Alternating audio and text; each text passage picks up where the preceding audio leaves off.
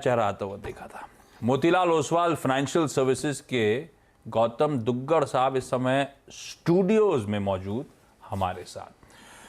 दरअसल गौतम, हाय, good afternoon, स्वागत है आपका। दरअसल Monday onwards 18th Motilal Oswal annual global investor conference मोआजिक MOAGIC नहीं बोलेंगे ना, MOAGIC, ये मोतीलाल ओसवाल का मैजिक है। मोतीलाल ओसवाल का जो मैजिक है, अगले हफ्ते वो कॉन्फ्रेंस, और उसके कर्टन रेजर के लिए हमने गौतम से रिक्वेस्ट करी थी, जरा समझाइए, आके बताइए क्या होने वाला है। गौतम, मंडे से लेके फ्राइडे तक 5 दिन का इवेंट, कैसा पार्टिसिपेशन, कैसा रिस्पॉन्स, एक हफ्ता क्या करने वाले हो आप लोग? ये हमारा एनुअल इन्वेस्टर कॉन्फ्रेंस होता है, काफ़ी एंटिसिपेटेड इवेंट है ये। इसमें करीबन 170 कंपनीज रहेगी 3 दिन पहले, जो इन्वेस्टर से मिलेगी, इंस्टीट्यूशनल। करीबन 1000 इन्वेस्टर्स इसमें आते हैं, 800 से 750 के बीच डोमेस्टिक और 200 से 250 के बीच फॉरेन इंस्टीट्यूशनल इन्वेस्टर्स होते हैं। साथ ही साथ पैरेलल CEO ट्रैक चलता है नीचे, जिसमें 2 दिन में करीबन 15 CEOs अपने प्रेजेंटेशन देंगे, अलग अलग सेक्टर के, नॉन कॉर्पोरेट प्लस कॉर्पोरेट मिला के। सो इसमें कॉर्पोरेट सेक्टर्स के करीबन 10 CEOs हैं और नॉन कॉर्पोरेट से 5 CEOs है। और इसके अलावा फिर हमारे अलग अलग सिटी के आइटनरीज होते हैं, जैसे दिल्ली आइटनरी होगा, बैंगलोर आइटनरी होगा, लखनऊ आइटनरी। इसका वहाँ की कंपनी स्पेसिफिकली बुला रहे हो, ऐसा होगा क्या? नहीं, इसमें हमारे जो इन्वेस्टर्स हैं उनको हम दिल्ली लेके जाएंगे। जुबिलेंट फूडवर्क्स का कॉमिजरी विजिट है, कोई कंपनी का प्लांट विजिट है। सिमिलरली बैंगलोर में हम अलग अलग रियल एस्टेट प्रोजेक्ट्स दिखाएंगे। भारत दर्शन पे ले जा रहे हो आप? हाँ। तो ये विजिट्स आप कैसे प्लान करते हैं नॉर्मली, अज्यूमिंग, क्योंकि आपने जुबिलेंट फूड ये प्लान में है या ये एग्जांपल है, तो जुबिलेंट फूड क्योंकि आपके पोर्टफोलियो में एक हाईली रेटेड स्टॉक है, इसलिए आपने उस कंपनी को चुना है कि निवेशक भी देखें कि यहाँ पे चल ये हमारा टॉप आइडिया रहा है। पूरे QSR स्पेस पे हमको बहुत तेजी लगता है पिछले 1.5-2 सालों से, स्पेशली कोविड के बाद से। हमें लगता है इस सेक्टर में बहुत ग्रोथ आएगी आगे भी। आपने देखा होगा पिछले 6 महीने में कई सारे QSR सेक्टर के जो स्टॉक्स है, Devyani, Sapphire, barbeque, Burger King, ये सारे स्टॉक्स काफ़ी अच्छा रिटर्न दिए हैं। हमें लगता है जुबिलेंट जो अंडर परफॉर्म किया है पिछला 6 महीने में, वहाँ पे हमें थोड़ा सा रिटर्न इंप्रूव होते हुए दिख रहा है, बिकॉज ये एक ही कंपनी है जहाँ पे कंसिस्टेंट ROE बना है पिछले 10 सालों से, और ग्रोथ भी बहुत अच्छी रही है। और हर साल प्रॉफिट बनाया है इन्होंने। अलग अलग तरीके से स्टॉक मार्केट को देखने का एक क्राइटेरिया रखते हैं हम, जब हम तो आपके जो कन्विक्शन आइडियाज हैं उनके साथ टाइप, और अपनी आइटिनरी में फिर उन लोग को आप रोपन करते हो और अपने इन्वेस्टर्स को वहां ले जाते हो दिखाने, घुमाने। जनरली ये प्रयास ये होता है कि एक इन्वेस्टर जो है सिर्फ मैनेजमेंट से मिलता है कॉन्फ्रेंस में। कॉन्फ्रेंस के बाहर आपको distribution, plant visit, real estate के केस में आप जाके साइट विजिट देख सकते हो, वहाँ पे कैसा कंस्ट्रक्शन चल रहा है वो देख सकते हो। ऑटो कंपनी के प्लांट में आप देख सकते हो गाड़ी कैसे बन रहा है। अलग अलग चीज़ें दिखाने का प्रयास रहता है ताकि इन्वेस्टर को एक होलिस्टिक पर्सपेक्टिव मिले, और ना सिर्फ होटल रूम में एक मैनेजमेंट से बंद कमरे में मिले। ये 1000 लोग। मैं ये पूछ रही थी कि क्योंकि 2 साल बाद, ये कोविड के बाद पहला इन पर्सन कॉन्फ्रेंस है, आई एम श्योर आप ही इक्वली चार्ज्ड हैं इसे ऑर्गेनाइज करने में। ये बताइए, ये इन्वेस्टर इंटरेस्ट में डोमेस्टिक फंड्स का कितना इंटरेस्ट है, डोमेस्टिक इन्वेस्टर्स का, और FIIs की तरफ से कितनी दिलचस्पी है यहाँ पहुंचने में? आपने 1000 का, 800 इधर के, 200 बाहर के, कोई नए नाम भी आ रहे हैं, लोग खुद ब खुद इच्छुक हैं, खुद चाहते हैं पार्टिसिपेट करें, बुला के खींच के लाना पड़ रहा है? नहीं, देखिए, इंडिया ने इतना अच्छा परफॉर्मेंस दिया है CY 22 में कि अभी माहौल जो है, जिसे आप इन्वेस्टर सेंटिमेंट कहते हैं, बहुत बढ़िया है। इसके 2-3 वजह है। एक तो पिछले 3 साल से इंडिया का कॉर्पोरेट अर्निंग्स बहुत अच्छा हुआ है। 2010 से 2020 हमारा कॉर्पोरेट अर्निंग्स का जो ग्रोथ था पर एनम हर साल 6.5% हुआ करता था, जो 2021 में 20% हुआ, 2022 में 40% हुआ, और इस साल 18% का हमारा एक्सपेक्टेशन है। तो जो प्रॉफिट 4,20,000 करोड़ होता था 2020 में, हम ये साल उम्मीद कर रहे हैं कि वो 6,70,000 करोड़ हो जाएगा। ये पहला पॉइंट है कि 10 साल के अर्निंग्स रिसेशन के बाद पिछले 2-3 साल से इंडिया का जो मुनाफा है कॉर्पोरेट सेक्टर का, वो काफ़ी अच्छा हुआ है। दूसरा, हमने देखा कि इस साल इतने सारे हेडविंड्स थे, Fed rate hike, supply chain का इश्यूज था, रशिया यूक्रेन में वॉर हुआ है, क्रूड ऑयल के प्राइसेस 100 से ज़्यादा हुए हैं, US UK जैसे इकोनॉमी में 40 साल के ऊंचे स्तर पे इन्फ्लेशन है 8-9%। हमारा इन्फ्लेशन आज उनसे कम है। ये बहुत रेयरली मैंने देखा है पिछले 20-25 साल में, तो इसका कोई एविडेंस नहीं है कि इंडिया का इन्फ्लेशन डेवलप मार्केट के इन्फ्लेशन से कम है, हमारा करेंसी काफ़ी स्ट्रांग रहा है इस साल रिलेटिवली, क्योंकि बाजार में हर चीज़ रिलेटिवली देखना होता है। सिमिलरली अगर आप इंडिया का स्टॉक मार्केट का परफॉर्मेंस देखें, कई सारे मार्केट ग्लोबली, चाहे इमर्जिंग मार्केट हो या डेवलप मार्केट हो, 10, 15, 20% डाउन है इस ईयर। हमारा मार्केट अभी भी फ्लैट है। कई बार आप ऊपर में एक्स्ट्रा ग्रोथ दे के आउट परफॉर्म करते हो, निचले स्तर पे जब आप नहीं गिरते हो तो वो भी एक आउट परफॉर्मेंस होता है। अच्छा, राइट। सो इंडिया में बहुत ज्यादा इंटरेस्ट है ये अभी लोगों लेकिन को। कितना देर तक आउट परफॉर्मेंस जारी रहेगा? और ये अर्निंग्स जो हमने देखी हैं स्केल होती हुई, स्पेशली पिछले 3 सालों में, क्या कॉन्फिडेंस है कि एक ग्लोबल स्लोइंग इकोनॉमी में ये अर्निंग ग्रोथ जारी रहेगा? क्योंकि आप निफ्टी 50 की कंपनियां देखिए, इसमें से कुछ कंपनियां हैं और साइजेबल नियरली 40 to 50% कंपनियां हैं जिनका इंटरनेशनल मार्केट में अच्छा खासा एक्सपोजर है, और वहां पर अगर बिजनेस सफर करता है तो इमीडिएटली अर्निंग्स पर इम्पैक्ट आएगा। बिल्कुल सही कहा आपने, लेकिन अगर आप इंडिया का कॉम्पोजिशन देखते हैं तो इंडिया आज भी एक डोमेस्टिक इकोनॉमी है। सिक्लिकल सेक्टर्स का जो कंट्रीब्यूशन है, चाहे मेटल्स हो या ऑयल एंड गैस हो, और थोड़ा बहुत आपका आईटी से आता है, राइट। हमने आईटी में देखा है पिछले 3 साल से जो कोविड के बाद है एक टेलविंड बन गया है। अभी हालांकि कंसर्न्स उभरे हैं पिछले 6-9 महीने में कि यूएस में रिसेशन होगा, फेड रेट हाइक होगा, बट अभी तक एक भी आईटी कंपनी ने अपने कमेंट्री में ग्रोथ स्लो डाउन का बात नहीं किया है। भले ही मार्जिन नीचे आया है, बट इनफैक्ट आपने देखा होगा जो लास्ट क्वार्टर के रिजल्ट्स है उसमें इन्फोसिस ने अपना गाइडेंस रेज किया था। मुझे लगता है अक्टूबर क्वार्टर के कमेंट्री में भी आपको डिमांड स्लो डाउन का कमेंट्री नहीं दिखेगा। वैल्यूएशंस बढ़ गए थे, वो करेक्ट हुए हैं, दूसरा नैरेटिव चेंज हो गया है। सो कई बार सेक्टर में ग्रोथ कम नहीं होने के बावजूद भी स्टॉक गिरते हैं क्योंकि आपका पीईडी रेटिंग होता है, राइट। बैंकिंग सेक्टर हमें आज जो सबसे ज्यादा तेजी लगता है, जिसमें हमें 2 साल से बहुत ज्यादा तेजी लग रहा था, बट पिछले साल अंडर परफॉर्म किया है। एक नंबर आप देखिए, बैंकिंग सेक्टर जो निफ्टी में है 11 कंपनीज, उनका मुनाफा 2018 में बॉटम आउट हुआ है। तब उनका प्रॉफिट होता था 45,000 करोड़, वहां से बढ़ बढ़ के 2022 में प्रॉफिट हुआ 1.5 लाख करोड़। तो करीबन 4 साल में आपका प्रॉफिट 3.5 गुना बना है बीएफएसआई सेक्टर में।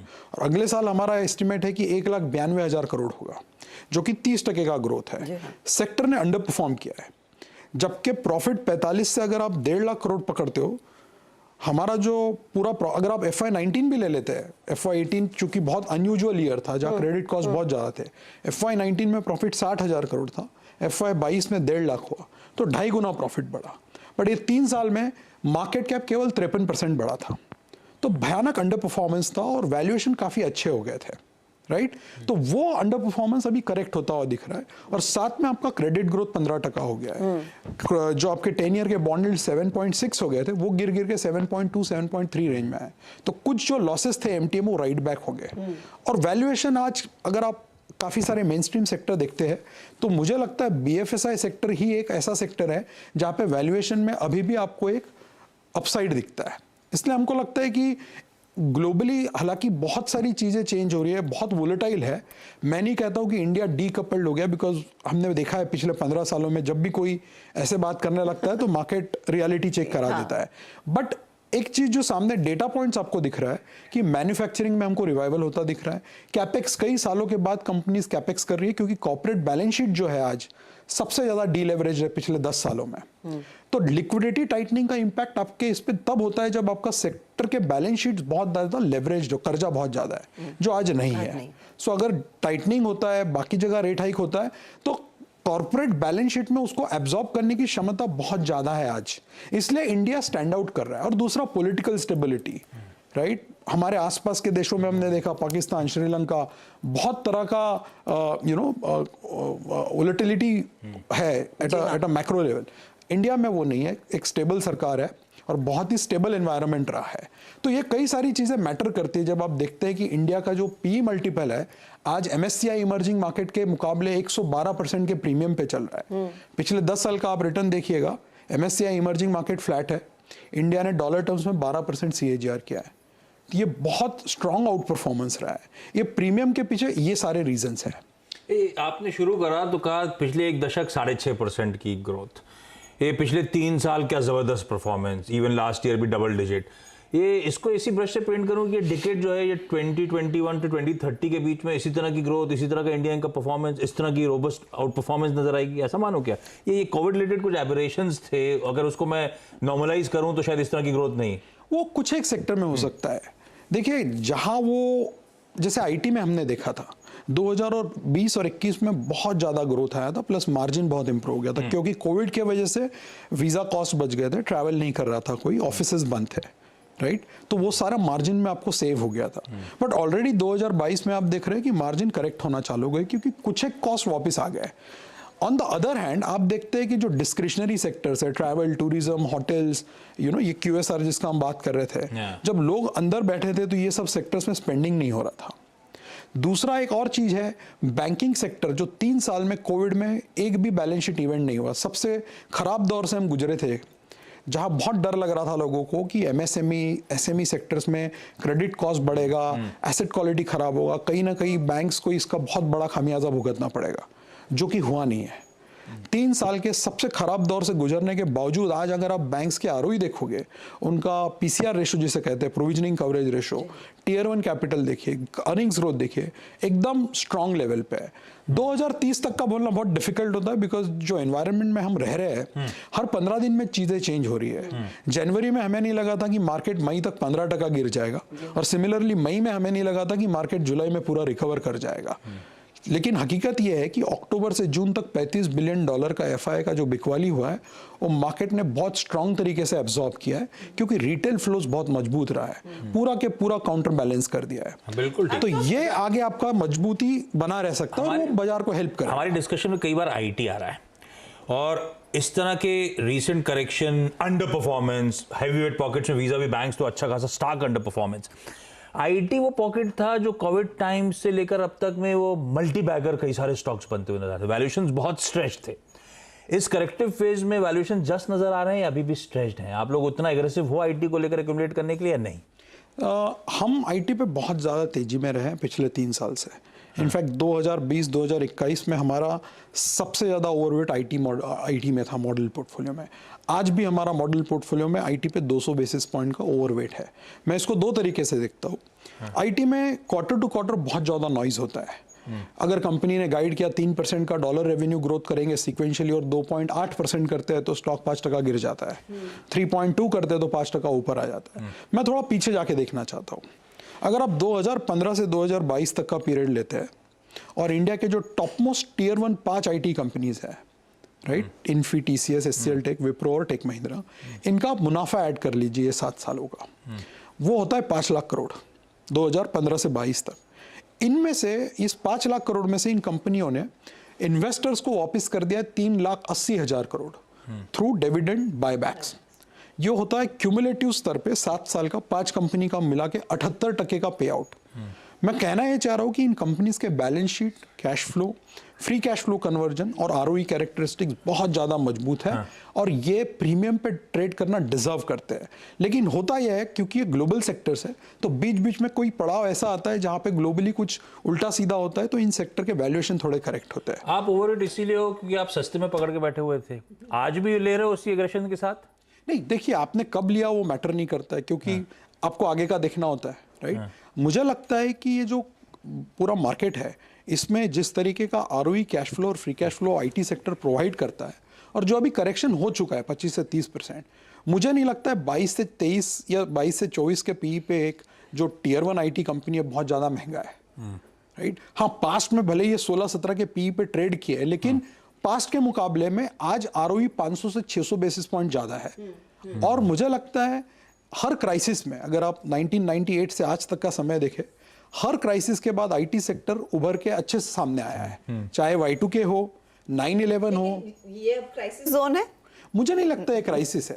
ये हाँ, थोड़ा बहुत मार्जिन का प्रेशर रहेगा, क्योंकि आपने देखा था एट्रिशन बहुत बढ़ गया था बीच में, राइट। तो कई सारे जो एम्प्लॉइज होते हैं, 3-3, 4-4 उनके हाथ में ऑफर्स होते थे, वो 2-2 महीने में, 4-4 महीने में जॉब चेंज कर रहे थे। 27%, 25% एट्रिशन लेवल बहुत ज्यादा हो गया, तो जिसे हम सप्लाई साइड प्रेशर कहते हैं, वो IT सेक्टर पे था। डिमांड साइड में अभी तक जब हम बात कर रहे हैं, वो प्रेशर दिखा नहीं है। मैं फाइनली आपसे पूछना चाहूंगी, क्योंकि यहां से आगे आप अगले 10 सालों की जब बात करेंगे, और I guess you calling it the diamond decade, इस डायमंड डेकेड में फिर आपका कन्विक्शन कहां पर है? टेक्नोलॉजी पर आप बुलिश हैं? कौन से वो ऐसे सेक्टर्स हो सकते हैं जो ड्राइव करने वाले हैं ग्रोथ को? 3 या 4 सेक्टर हो सकते हैं, और अगर आप हमारे कॉन्फ्रेंस के CEO ट्रैक का लिस्ट देखेंगे, जिसमें ट्रेंट है, M&M है, मेट्रो है, इंडसइंड बैंक है, राइट, पतंजलि है, बाबा रामदेव जी हमारे कॉन्फ्रेंस में सीईओ ट्रैक एड्रेस करने वाले हैं। जो आपने क्वेश्चन पूछा उसको मैं 2 तरीके से आंसर करना चाहूँगा। 3 या 4 सेक्टर है जो मुझे लगता है इंडिया का रिटर्न्स डिसाइड करते हैं। सबसे पहला ऑब्वियस बैंकिंग है, 35% इंडेक्स का होता है। जो बैंकिंग के साथ होता है over a long period of time वो इंडिया के रिटर्न्स के साथ कन्वर्ज होता है। और फाइनेंशियलाइजेशन ऑफ सेविंग्स जो है एक बहुत लंबा थीम है, ये ना केवल अगले 5 साल, अगले 10-15 साल तक ये चल सकता है। और उसमें आपको बहुत सेक्टर्स मिलेंगे। NBFC है, कैपिटल मार्केट्स है, एसेट मैनेजमेंट कंपनीज है, non lending capital financial company जिसको हम बोलते हैं, वो एक पूरा इंश्योरेंस का ब्रैकेट है। दूसरा जो एवरग्रीन सेक्टर हमेशा से रहा है वो है कंजम्पशन सेक्टर। इसमें हमने जुबिलेंट की बात की, ऐसे कई सारे हैं। टाइटन हमारा पिछले 8-9 साल से एक नंबर 1 डिस्क्रिशनरी पिक रहा है, आज भी है। और मुझे लगता है कि जिस तरीके का वो सेक्टर है, ज्वेलरी सेक्टर, कंपटीशन एकदम नदारद है वहाँ पे नेशनल लेवल। तो टाइटन यहाँ से भी काफ़ी अच्छा रिटर्न दे सकता है। और बाकी जो कंज्यूमर स्टेपल कंपनीज है वो एक कंसिस्टेंट रिटर्न दे सकते हैं आपको, चाहे हिंदुस्तान लीवर हो, ब्रिटानिया हो, क्योंकि इंडिया का कंजम्पशन स्टोरी आज भी बहुत ही सुपरफिशियल है। आज हम $2,200 पर कैपिटा पे है। अगर हम सब मानते हैं कि इंडिया का GDP 5 ट्रिलियन होने वाला है, वेदर 5 साल में होता है, 7 साल में होता है, मुझे नहीं पता है, बट जब भी होगा तो पर कैपिटा इनकम भी $2,500 से $4,000 तक जाएगा या $5,000 तक जाएगा। वहाँ पे कंजम्पशन बहुत बड़ा सेक्टर बन सकता है।